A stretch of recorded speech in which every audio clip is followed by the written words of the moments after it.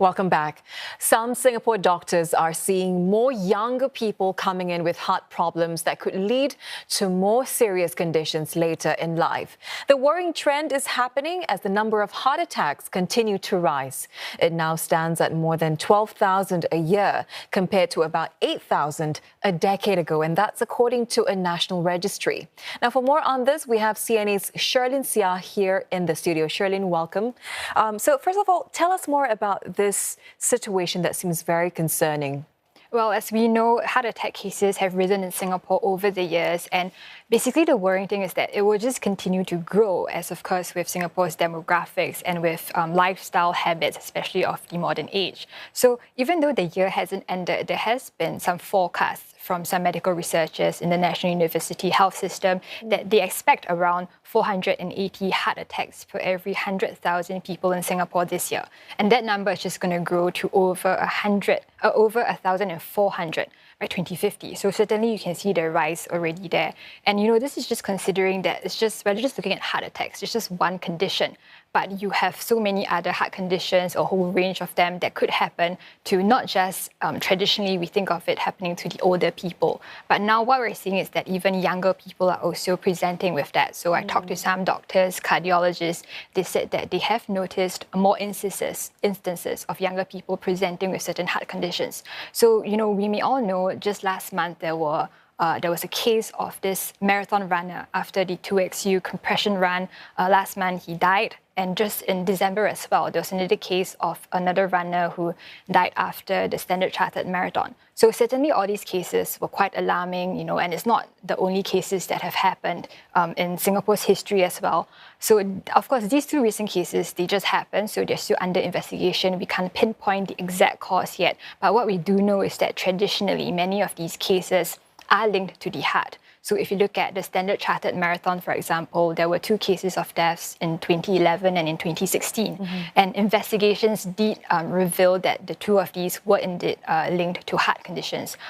Cardiac arrest in one, another was also a certain form of heart failure. So a lot of these cases have, come to the fore these days. There was also a quite peculiar case last year where a Singapore tourist actually died after receiving a massage in Thailand, if we recall that as well. So certainly, we notice that a lot of these heart conditions are happening, and traditionally they do impact older people, but even the younger ones are also starting to present with this. So I also had a chance to speak to a young heart attack survivor. He's only in his 30s, but he already experienced such a life-changing event. Now, of course, thankfully, he's fine now, but he stepped forward to share his story, hoping that, it could impact some people to rethink some of their life decisions. Let's have a watch first.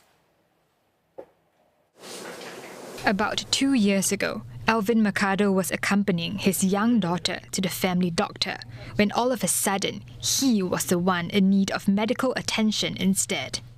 I would describe it as something like crushing, heavy pain, and then I have this numbness running from my neck through my left hand.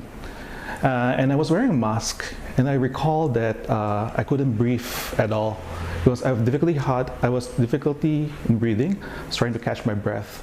It was a cold room, but I am having cold sweat. He was rushed to the hospital. Then the bad news came. He was having a heart attack. Only 37 years old at the time, his arteries were blocked and needed an emergency stent procedure.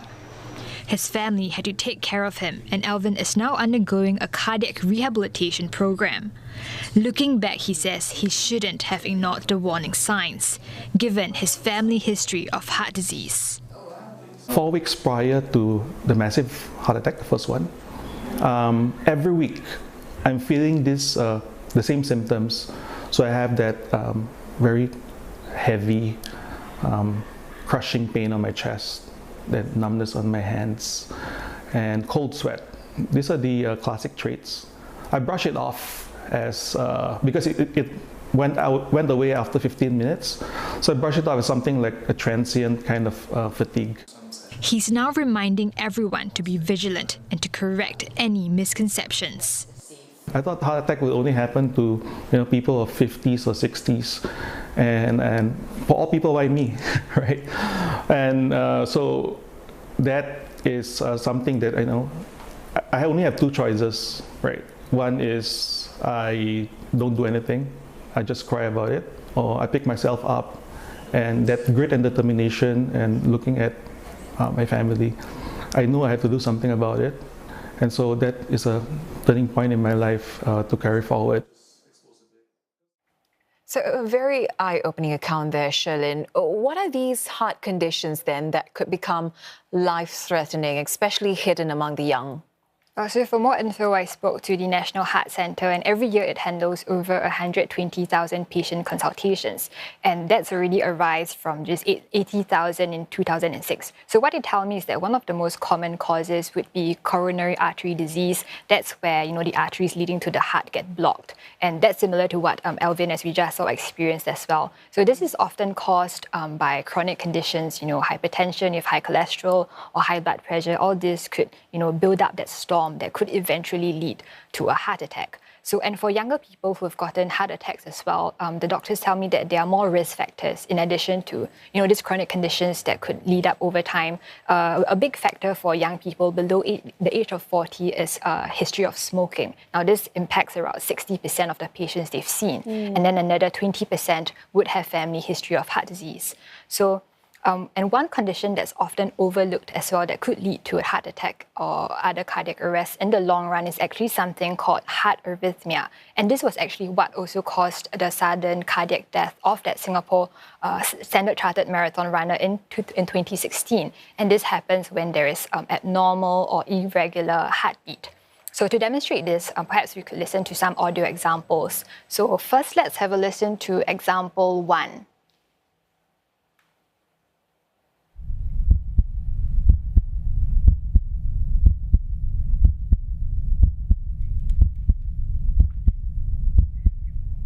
So, Shah, were you able to spot any familiarities? Because that is what our typical heartbeat would sound like. It's quite irregular at similar intervals.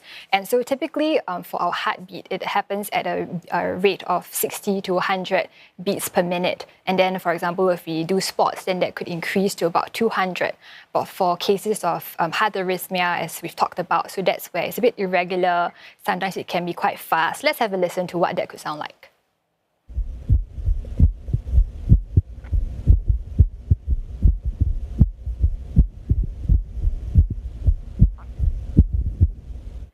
Okay, so the second heartbeat, that sounds more irregular and somewhat less normal in a way, right? Yes, so you were able to hear from that example that, it's a bit irregular, some seemed a bit faster and some a bit slower. So comparing that to example 1, that's irregular and an abnormal heartbeat. And in certain extreme cases that actually, we talked about the beats per minute, in extreme cases that could go up to 400 beats per minute, so a lot more than the regular person. And so certainly from that, you can tell how the heart would get overwhelmed. So according to some available statistics, we know that it impacts about 2% of the population. Now, while 2% may at first glance think is a bit small, but actually that could mean around 100,000 people in the population. So for some worrying symptoms and what they could experience, let's have a listen to what a cardiologist says. They may feel palpitations with that, and they may feel lightheaded. And when they go into atrial fibrillation, patients normally feel tired easier, breathless, unable to maintain their level of activity when they would be able to if they remain in normal rhythm. It can cause strokes because blood clot may form when the blood doesn't flow in a continuous manner. And when the clot gets dislodged to the brain, the individual suffers a catastrophic stroke. Number 2, it may cause the heart to beat too fast for too long, inappropriately, and that may lead to heart failure. So who would be the most vulnerable to this condition, Sherlyn, and really what can people do to check for symptoms? Yep. So doctors tell me that there are certain risk factors for what could, for leading to people to develop this, and that could be thyroid disorders, lung disease, or hypertension and obesity. This could all, build up that possibility of getting that condition. And the best form of diagnosis would be an ECG, where you do something and it measures your heartbeat. But one problem is that doctors tell me that because sometimes that irregular heartbeat would also mean that it could be transient, meaning it comes and goes at certain times. Maybe only when you're exercising much, then you really notice that irregular heartbeat. So, but thankfully with modern technology these days, we have smart devices, we have smart watches. So that's something that doctors say that if people are worried and they don't know whether they have it or not, they could use such devices to measure their heartbeat and record it. And it could also provide an extra form of reference for the doctor when being consulted. But ultimately, the doctors say that people need to listen to their bodies. We need to know what's according to our limits. If you're going for a physical activity, build up to it slowly, don't push yourself. Let's have a listen to what Dr. Ching said. When someone goes for a marathon, they may want to strive to achieve their personal best for that race. Number two, they may not be adequately hydrated, and that sets up an unstable system within the body. And all this comes in play. Heart condition, other medical conditions, they strive real hard with mild dehydration. That may set up a cause for a perfect storm, leading to sudden cardiac death. So my advice to individuals is know what you have and to pace yourself during such races and to stay adequately hydrated so as to reduce such risk of catastrophic events. Good to know these tips, Sherlyn, but considering the reality where, all heart conditions may be diagnosed or prevented, what's being done on the response part? Oh, exactly so, because sometimes these heart conditions or like cardiac arrest, for example, they can come anytime suddenly, and we know that 70 to 80% of these cardiac arrests actually happen at home or in the public. So, and this is where we look to CPR and AED response. That's very important in terms of life saving. And one statistic that we know is that for every minute where nothing is done to resuscitate the victim, the chance of survival actually drops by 10%. So that's how pertinent these life-saving skills are. So I spoke to the Singapore Heart Foundation.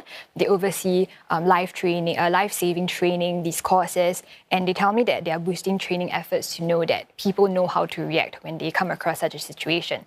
But one thing that they also observed is that there is still a certain knowledge gap. So people know of CPR, but they may not know as much about the AED, the device that helps to shock the patient's heart. So we know that 56% of people in Singapore, they have learned CPR, but only 36% of them are skilled in using an AED. And when you look at past instances in 2021, so nearly 6 in 10 cardiac arrest victims, they were able to receive bystander CPR when they're out in the open. And that's heartening because that's up from 20% a decade before. But of these cases, only less than 10% were new to use an AED. So there is a knowledge gap there. And for the best resuscitation, the best survival chances, an AED is very important. So I asked the foundation what they're doing to try to maybe improve the situation. And before I say any more, let's have a watch. Apply pads to patients, analyzing heart rhythm. More than 15,000 people came forward to attend CPR and AED courses like this from April last year to March this year. The Singapore Heart Foundation says there's an almost 80% increase, which it credits to more outreach and interest. To use a defibrillator and to administer a shock sounds really daunting to most people, but actually the machines can drive by itself, and it's kind of an idiot-proof sort of a device where you can learn very quickly as long as you follow the instructions. So there's a gap here. We want to encourage people to learn both CPR as well as AED, because in combination you can actually reduce the chance of mortality by more than 50% in some of these patients. Beyond training people, the foundation is also pushing for more AEDs island-wide, including in private buildings. Each unit costs about $2,000. We want to make AED device, should it be needed, and everywhere. So in every other block in H housing development blocks or flats, we do have an AED installed. So we want to install this AED to as many places as possible. Not only that, we actually want to have an AED on the wheels as well. So there will be buses and cabs that will be carrying this AED should they be required. Right now, it's found in more than 200 such vehicles, and the foundation is working with partners to boost that number. But survival is only the beginning. The foundation also runs rehabilitation programs. These include supervised exercise, dietary planning, and even mental health support. More than 3,000 clients passed through its heart wellness centers the past year. That's 15% more than in 2021. So what's next, Sherlyn? What can stakeholders and all of us even do to help in these efforts? So we've seen the importance of CPR and AED, which stands for Automated External Defibrillator, and that's basically when someone is having a cardiac arrest, it's able to shock the heart back into a regular rhythm. So the foundation tells me that when it comes to these sort of life-saving efforts, having these devices, the infrastructure there is also not enough because people need to know that they should be used and where they are. So they're calling for facility managers, building managers. For example, in a building like this as well, our office, people need to know where these AED units are located in the event it's needed. So these can be any buildings, then they are able to register them, and it appears on this mobile application that's done by the Singapore Civil Defence Force. It's called My Responder. You basically are able to use it like a GPS of sorts to see where the nearest units are located to you. So we know that over 12,000 units are publicly accessible, registered on the app right now. But the foundation does think that there actually could be more, maybe in some more remote areas, maybe in the industrial estates. So maybe some buildings, they do have such units, but people don't know because they're not registered. So certainly the aim is to beef it up on that point. And of course, on our own part as well, we are able to learn CPR or AED because we never know when we might come across such a situation. We know that some free courses are being offered by the foundation, other organizations. Some companies also do send employees. I myself had a chance to learn, thankfully. So hopefully I don't come across a situation like that. But if I do, then at least I kind of know what to do. And even for those that don't get a chance to, it would also help to brush up on some skills. You can look at video tutorials that are available all around from the SCDF, from the Heart Foundation as well. And I guess ultimately the doctors tell me that it's also personal responsibility. We know about such worrying trends, so we should all do our part to make sure that we know our bodies, we take care of it, we keep healthy and exercise well. Some very sound advice there. And I think it's never too late to pick up on that life-saving training if we haven't done so. Thanks very much, Sherlyn. That was our reporter, Sherlyn Seah, on the worrying trend of heart attack cases in Singapore.